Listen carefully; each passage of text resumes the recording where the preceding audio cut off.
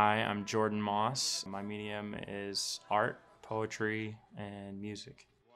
For poetry, I kind of just write what I know, that's what you're supposed to do. I don't really ever try to do anything but show people that what I may have experienced or maybe what I'm going through mentally or anything like that is it's okay to see someone else out there doing the same thing or realize that it's all right to admit these kind of things. That's kind of my style, is to just show people it's all right to come out and be okay with exactly who you are, even if it's fucked up or not perfect. The way that this came together was I wrote a very long poem, and I knew that I wanted it to just be one continuous poem. So when you walk into the room, you'll be completely immersed. And it kind of started writing it about the idea was heaven, and the idea of thinking of something outside of yourself, something that might be weighing down on you, and or just ideas that weigh down on you.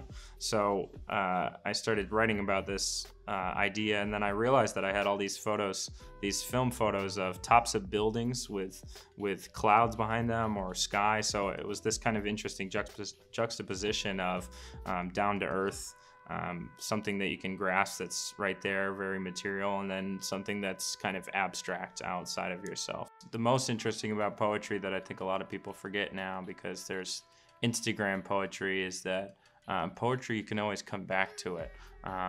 If you buy a book of poetry, you might read 40 poems and maybe 5 or 6 different ones will stick out to you. 2 years later, you pick up the same book and you look through it and you notice poems that you never even realized were there before.